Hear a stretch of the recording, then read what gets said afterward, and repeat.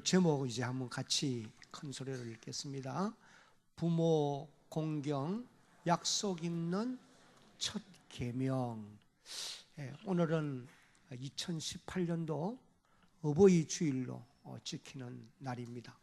하나님이 우리 사람을 땅 위에 만드실 때에 크게 두 가지 관계를 맺고 살도록 그렇게 만드셨어요. 하나는 하나님과의 관계이고 두 번째는 다른 사람들과의 관계입니다. 이 두 관계를 이제 아름답게 맺고 살도록 하기 위해서 하나님이 10가지 계명을 모세를 통해서 우리들에게 주셨습니다. 그 10가지 계명들을 하나님이 주실 때에 두 돌판에 기록을 해 주셨는데, 첫째 돌판에는 1계명부터 네 번째 4계명까지가 기록되어 있습니다. 그 계명들은 사람이 하나님과의 어떤 관계를 가지고 살아야 되느냐, 여기에 대해서 기록을 하고 있고, 둘째 돌판에는 5번째 계명부터 10번째 계명까지를 기록했는데, 사람이 다른 사람들과의 관계를 어떻게 가지며 살 것인가, 이것을 이제 기록을 하고 있습니다. 땅 위에 한평생 살아가면서 사람은 누구든지 이 두 가지 관계가 아름다워야 행복한 삶을 살아갈 수가 있다. 하나님이 그것을 우리에게 말씀을 해 주셨어요. 그래서 하나님과의 관계도 아름다워야 되고 다른 사람들과의 관계도 아름다워야 된다는 거예요. 그래야 행복한 삶을 살아가는 그런 주의 백성들이 되어질 수가 있는 것입니다. 누가복음을 읽어보면 2장 52절에 예수는 지혜와 그 키가 자라가면서 하나님과 사람에게 더욱 사랑스러워 가시더라, 그렇게 기록한 말씀을 우리가 볼 수 있습니다. 주님은 땅 위에 살아가시면서 하나님과 사람에게 갈수록 사랑스러워가는, 이 말은 다른 말로 바꾸면은 하나님과의 관계도 아름답고 사람들과의 관계도 아름다웠다라고 하는 것을 우리에게 일러주는 그런 말씀이에요.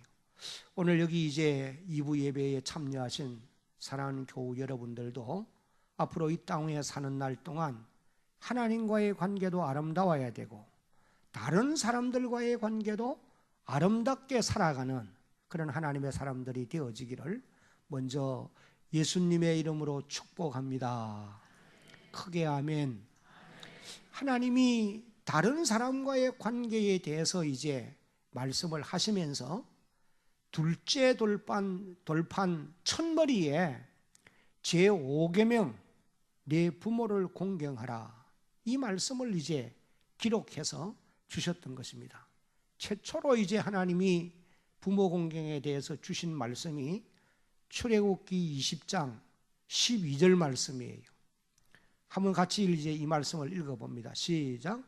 내 부모를 공경하라, 그리하면 내 하나님 여호와가 내게 준 땅에서 내 생명이 길리라, 그렇게 이제 명령을 하셨습니다.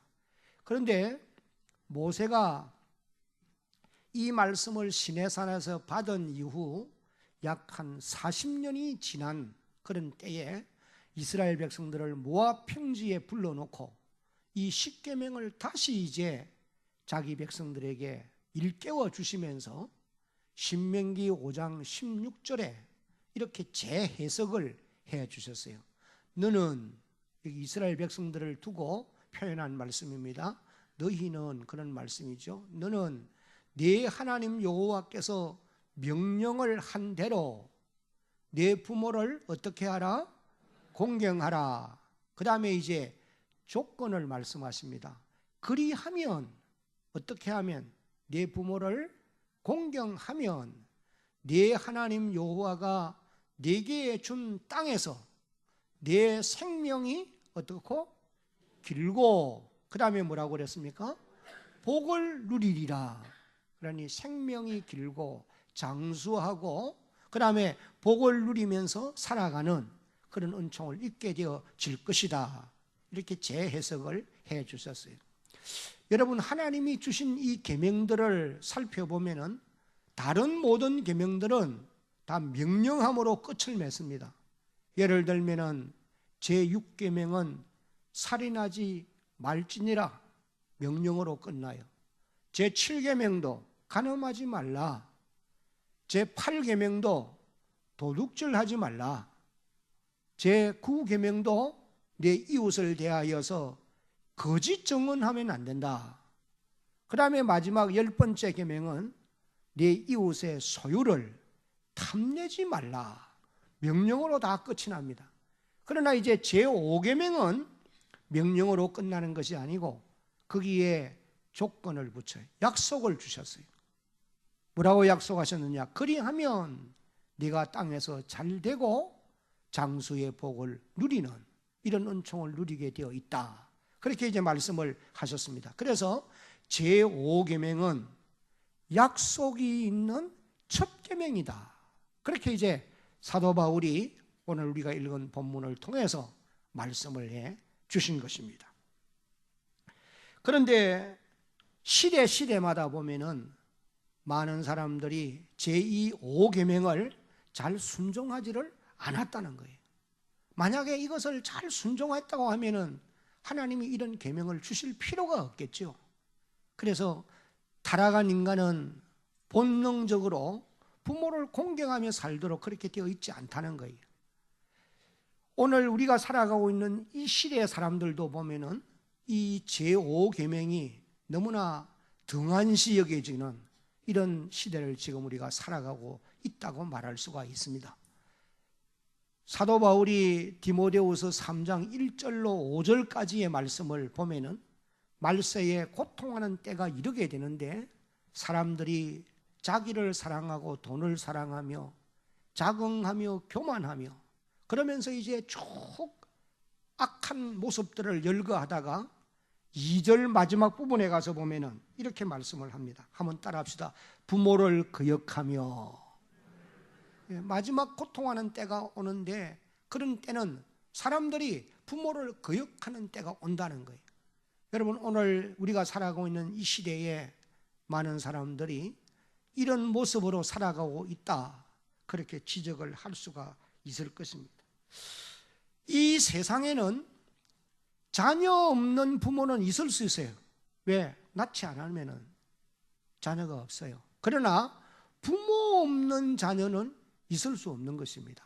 그러므로 제5계명은 예외가 되어질 수 있는 사람은 한 사람도 없다. 다 이 계명은 귀담아 들어야 되고 순종하며 살아가야 될 하나님의 말씀이라는 것입니다. 그래서 사도 바울이 오늘 이 본문 말씀을 통해서 제5계명을 다시 이제 강조해서 에베소 교회 성도들에게 당부하는 그런 말씀을 보게 됩니다. 자녀들아, 주 안에서 너의 부모에게 순종하라. 이것이 옳으니라. 2절에 보면은 내 아버지와 어머니를 공경하라. 이것은 약속이 있는 어떤 계명이라요? 첫 계명이니. 3절에 보면은 이로써 네가 잘 되고 땅에서 장수하리라. 하나님이 그렇게 말씀을 하셨습니다. 그러면은 첫째로 우리가 어떻게 함으로 부모를 공경할 수가 있겠느냐? 여기 공경하라고 하는 이 단어의 의미를 우리가 먼저 기억을 해야 되겠습니다. 여기 공경하라는 말은 존귀히 여겨라, 존귀하게 여겨라, 또 하건 소중히 여겨라, 또 다른 말로는 은혜를 보답하라, 그런 이제 의미의 말씀인 것을 여러분들이 기억할 필요가 있습니다. 한번 따라합시다. 존귀하게 여겨라, 소중히 여겨라. 그런 의미가 공경하라는 말 속에 포함되어 있는 의미라는 거예요. 그러면 우리가 어떻게 부모를 공경할 것이냐? 첫째는 한번 같이 읽습니다. 시작. 부모를 존귀하게 여김으로 공경해야 합니다. 다른 말로는 소중히 여김으로 공경해야 된다. 부모를 소중히 여겨야 된다는 거죠. 존귀하게 생각해야 된다는 겁니다. 가볍게 생각하면 안 된다는 거예요. 오늘 이 세대는 부모를 너무 가볍게 생각하는 그런 경향들이 없잖아 있잖아요.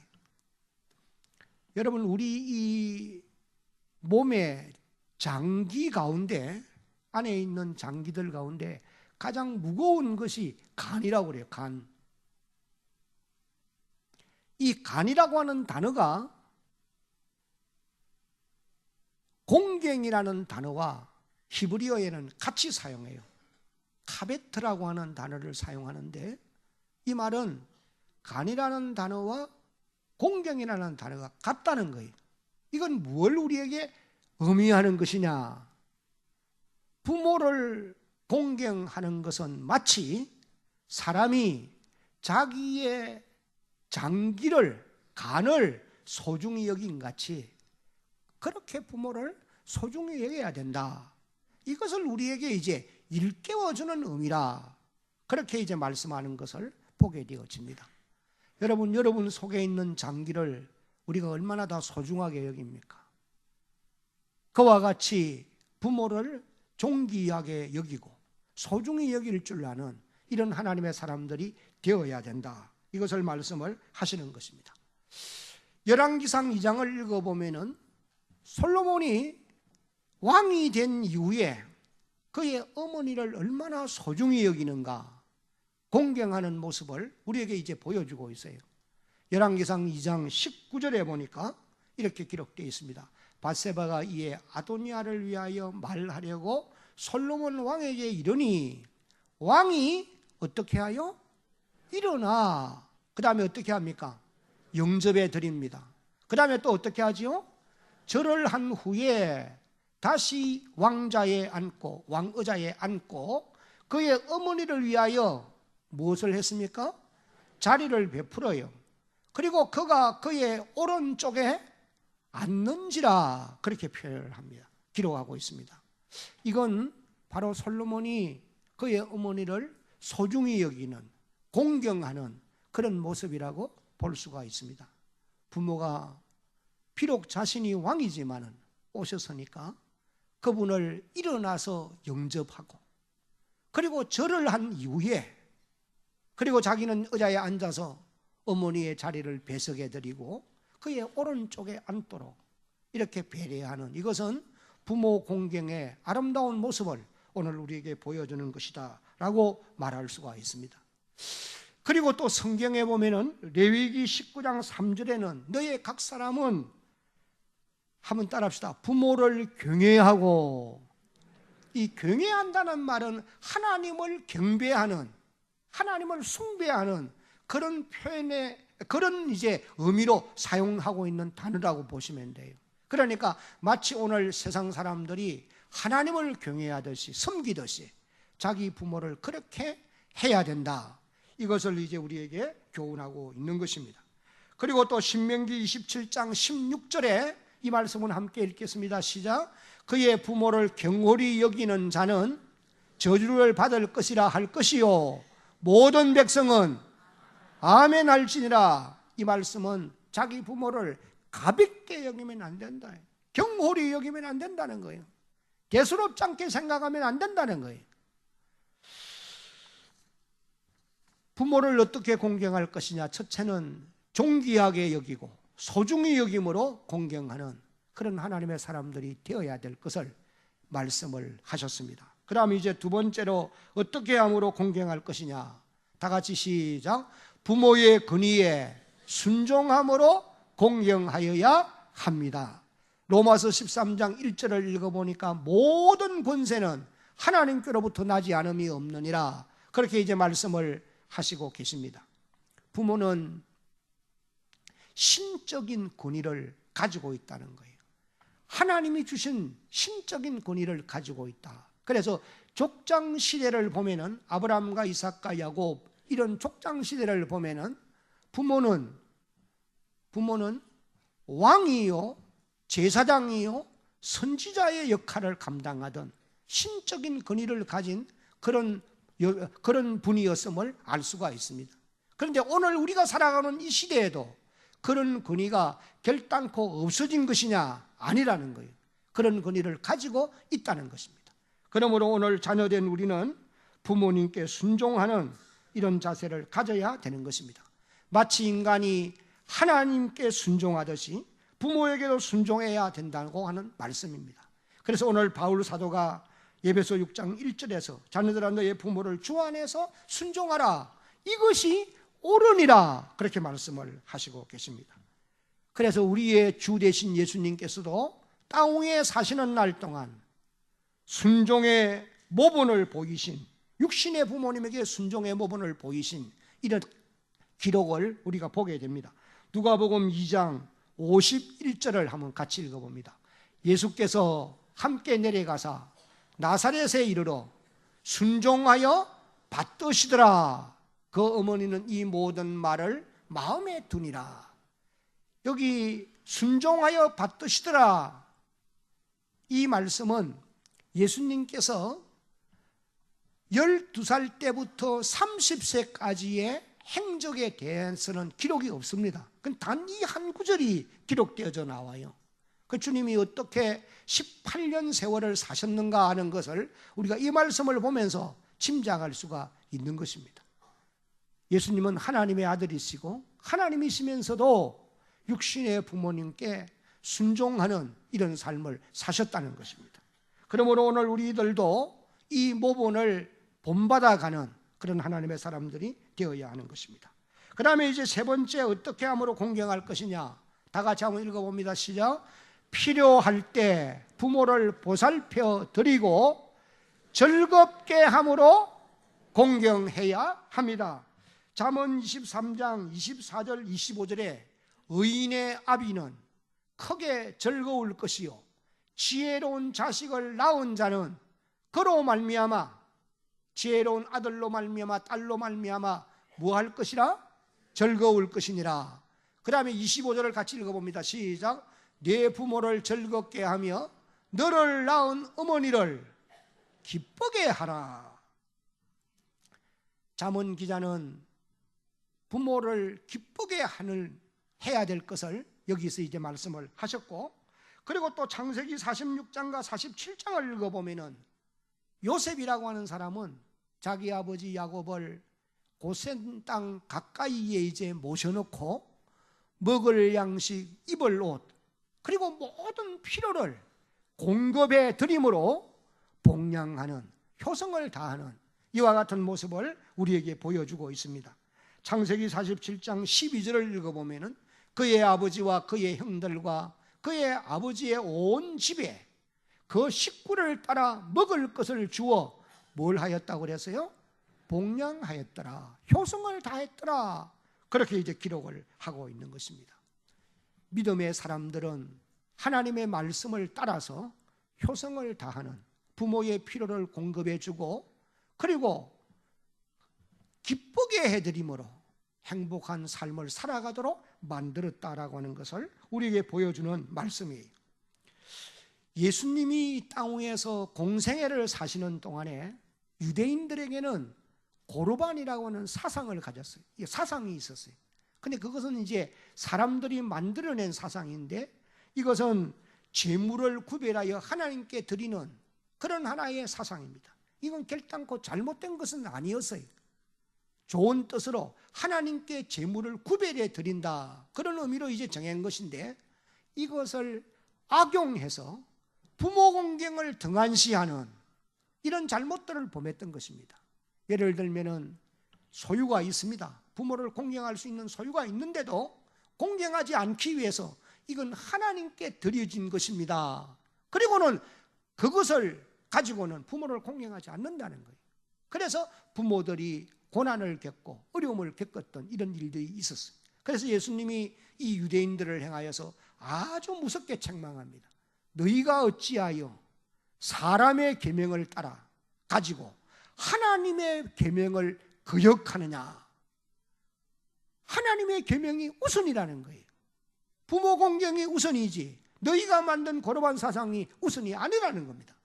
그러면서 이제 하나님의 계명을 불순종하는 자들에게 하나님의 진노가 임할 것을 경고하는 이런 말씀을 우리가 보게 되어지는 것입니다. 여러분, 오늘 살아가고 있는 우리가 사는 이 시대도 마찬가지입니다. 오늘 많은 자녀들이 여러 가지 핑계로 인해서, 여러 가지 이유들로 핑계를 대어서 부모 공경을 잘 안 합니다. 핑계 없는 무덤이 세상에 어디에 있어요? 여러 가지 핑계를 대서 부모 공경을 등한시하고 있다는, 바쁘다는 이유, 우리도 살기가 어렵다는 이유, 뭐 하여간 다양한 이유들이 있을 수 있죠. 그러나 부모의 따뜻한 손길에 의해서 자라났고 부모의 배려로 오늘이 있게 된 것을 깨달아 아는 자녀들은 자기의 힘을 다해서 부모의 필요를 공급해 드리려고 노력해야 되고, 또 부모를 기쁘게 해드리려고 노력함으로 효성을 다하는 그런 하나님의 자녀들이 꼭 되어야 할 것입니다. 이것을 이제 오늘 읽은 이 성경이 우리에게 일깨워주고 있는 교훈의 말씀이에요. 이런 사상은 성경에만 있는 것이 아니고 유교 문화권에 있었던 이 동양 사상에서도 이런 교훈을 읽을 수가 있습니다. 한시전에 기록된 내용을 보면은 나무가 조용히 섰고자 하되 바람이 멎지 않고 자식이 효도를 하고자 하되 어버이가 기다려주지 않는구나.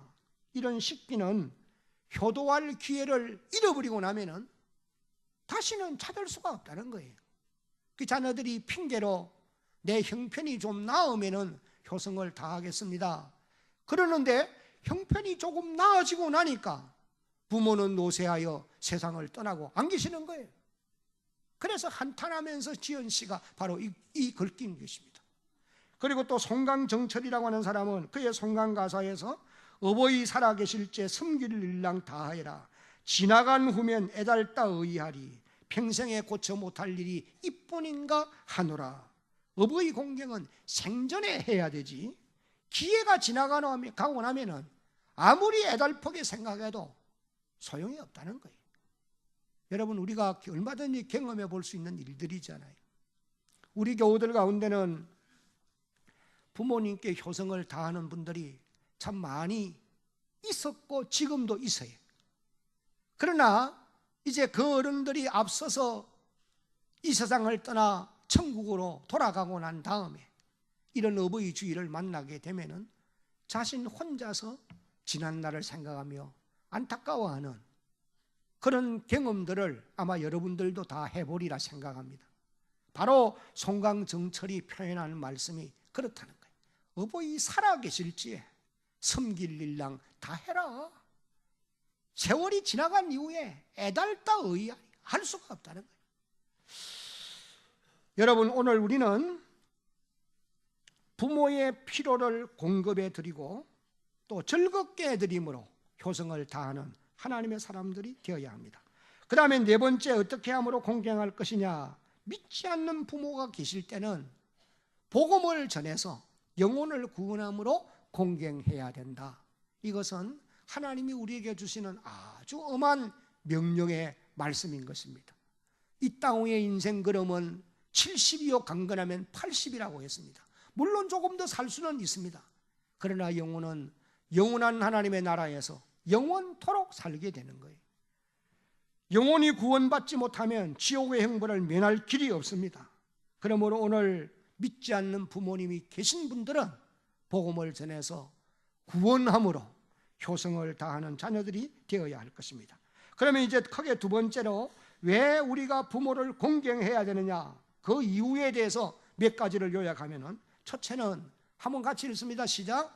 하나님의 명령이기 때문입니다. 출애굽기 20장 2절을 읽어보면은 이렇게 기록했습니다. 나는 너를 애굽 땅 종되었던 집에서 인도하여 낸 내 하나님 여호와니라. 하나님이 10가지 계명을 모세를 통해서 주시기 전에 이 말을 먼저 전제하십니다. 나는 너희를 애굽 땅 종되었던 곳에서 구원하여 낸 여호와 하나님이다. 이 말을 전제하고 그리고 이제 명령을 하시는 거예요. 나 외에는 다른 신성계면 안 된다. 우상을 만들면 안 된다. 하나님의 이름을 망령되게 읽으면 안 된다. 안식일을 기억하여 지켜야 된다. 내 부모를 공경해야 된다. 살인하지 말라. 간음하지 말라. 쭉 명령을 쭉 하시는 거예요. 하나님이 왜 출애굽기 20장 2절 말씀을 먼저 전제로 하시느냐? 하나님이 우리에게 베푼 은혜가 너무도 크다는 거예요. 너희가 그런 큰 은혜를 받았기 때문에 당연히 하나님의 말씀에 순종해야 된다. 이것을 이제 일깨워 주시기 위해서 이 말씀을 전제로 하고 있음을 알 수가 있는 것입니다. 여러분, 하나님의 명령은 우리가 취사 선택을 할 수 있는 것이 아니에요. 무조건 순종할 뿐인 것입니다. 그래서 순종하는 자들에게는 하나님이 복을 명하시고 불순종하는 자들에게는 저주를 경고하시는 이와 같은 모습을 우리가 기억을 해야 하는 것입니다. 그 다음에 왜 우리가 부모를 공경해야 되느냐? 두 번째 이유는 자녀로서 당연한 일이기 때문이다. 조금 전에 읽은 에베소 6장 1절에 보면은 자녀들아 너희의 부모를 주 안에서 순종하라. 이것이 옳으니라. 여기 옳으니라 이 말은 당연한 일이다 그런 뜻이에요. 당연한 일. 당연한 일은 뭐 마땅히 해야 되는 거 아니겠습니까? 그 다음에 세 번째 이유는 한번 같이 읽어봅니다. 시작. 부모로서의 위치 때문에 공경해야 합니다. 땅 위에 육신의 부모 가운데는 사회적인 지위가 없을 수 있어요. 경제적으로 궁핍할 수 있어요. 교육 수준이 낮을 수도 있어요. 또 부모로서의 의무를 다하지 못한 부모도 있을 수 있어요. 그러나 부모는 내 부모라고는 이유 때문에 공경의 대상이 되어야 된다는 거예요. 여러분, 친구는 선택할 수 있습니다. 그러나 부모는 선택할 수 있는 것이 아니에요. 하나님이 정해 주신 것입니다. 그러므로 우리는 부모님의 위치 때문에 공경해야 할 것을 우리가 기억을 해야 된다는 거예요. 내 부모이기 때문에 반드시 효성을 다해야 된다. 이것을 깨닫는 우리가 되어야 할 것입니다. 그 다음에 네 번째는 왜 부모를 공경해야 되느냐? 이 말씀도 한번 같이 읽어봅니다. 시작. 부모의 마음씀 때문에 그렇게 해야 합니다. 저는 사무엘하 13장을 늘 읽을 때마다 자식을 향한 부모의 마음이 이와 같은 것이더구나. 마치 하나님이 우리를 대하는 마음이 이럴 것이다. 그런 생각을 늘 가져요. 그게 무슨 내용이 기록되어 있느냐 하면은 다윗이 압살롬을 생각하는 마음. 여러분, 압살롬이 어떤 사람입니까? 아버지를 반역한 아들이 아니에요. 그는 외모가 남달리 잘생겼습니다.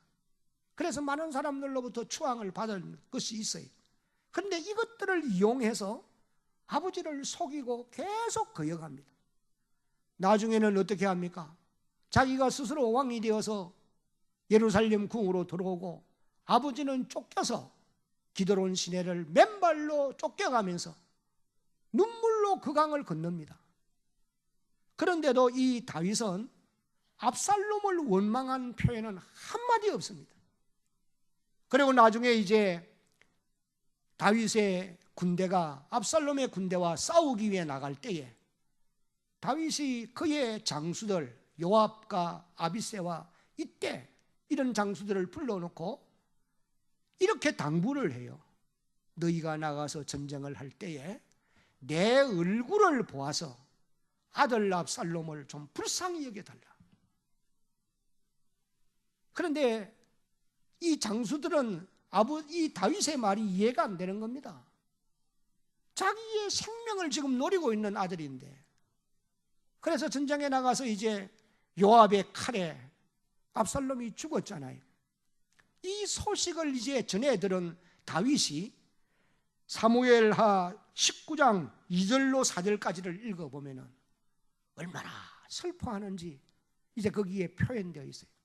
내 아들 압살롬아, 내가 너를 대신하여 죽었더라면, 그러면서 이제 그렇게 표현을 하는 것을 봅니다.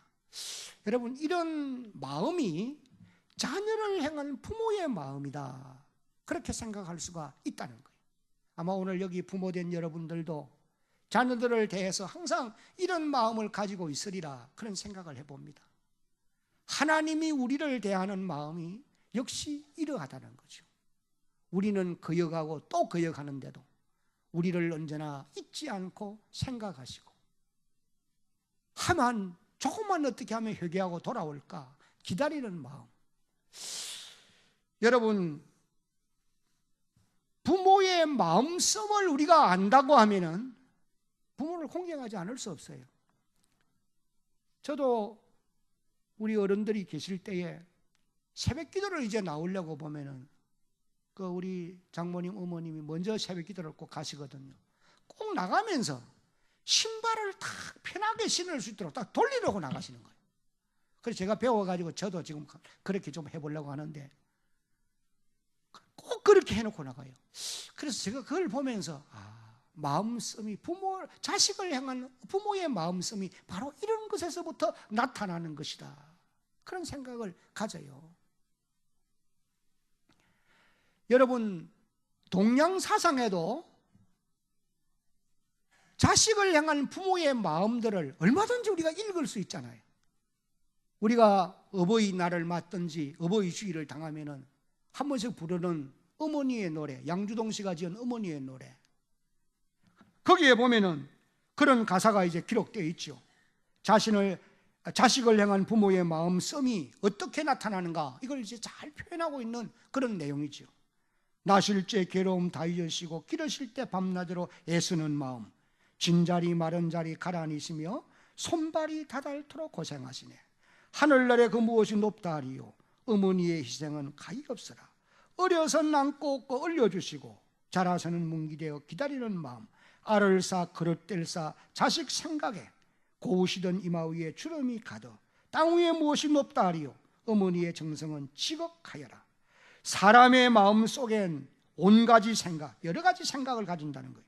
그러나 어머니의 마음 속에 오직 한 가지, 아낌없이 일생을 자식 위하여 살과 뼈를 깎아서 바치는 마음. 인간의 무엇이 거룩하리요, 어머니의 사랑은 그지없으라. 이런 마음씀 때문에 자녀는 부모를 공경해야 된다는 거예요. 사랑하는 성도 여러분, 여러분을 향한 부모의 마음씀이 이러하다는 것을 깨달아 알고 남은 세월 사는 동안 효성을 다하는 하나님의 사람들이 되기를 예수님의 이름으로 축복합니다. 마지막으로 또 한 가지는 공경하지 않으면 하나님의 저주를 받기 때문이다. 잠언 30장 17절을 한번 읽어봅니다. 다 같이 한번 읽어봅니다. 아비를 조롱하며 어미 순종하기를 싫어하는 자의 눈은 골짜기의 까마귀에게 쪼이고 독수리 새끼에게 먹히리라. 여러분, 이거 아주 무서운 말입니다. 이런 표현들이 성경에 얼마나 많이 기록되어있는지 몰라요. 출애굽기 21장 15절에 보면 자기 아비나 어미를 치는 자는 반드시 죽일지니라. 레위기 20장 9절을 읽어보면 무릇 그 아비나 어미를 저주하는 자는 반드시 죽일지니 그가 그 아비와 어미를 저주하였은저 그 피가 자기에게로 돌아가리라. 효성을 다하는 사람들에게는 하나님이 복을 명하시지만은 불효하는 자들에게는 하나님의 저주가 이렇게 경고되어 있다고 하는 사실을 알아야 된다는 거예요. 이제 마지막으로 세 번째, 부모를 공경한 자들이 받을 복이 무엇이냐? 세 가지로 이제 요약할 수 있습니다. 그 첫 번째는 한번 같이 읽어봅니다. 네가 생명이 길고 땅에서 장수하리라. 여러분, 땅 위에 오래 사는 것만이 복은 아니에요. 여기 장수한다는 표현은 영과 육이 강건한 가운데 행복한 가운데서 오래 사는 것을 의미하는 그런 말씀인 것이 분명합니다. 그 다음에 또 한 가지, 두 번째는 복을 누리리라. 이는 내가 잘 되고, 그렇게 표현하고 있어요. 이건 형통의 복을 의미하는 그와 같은 말씀인 것입니다.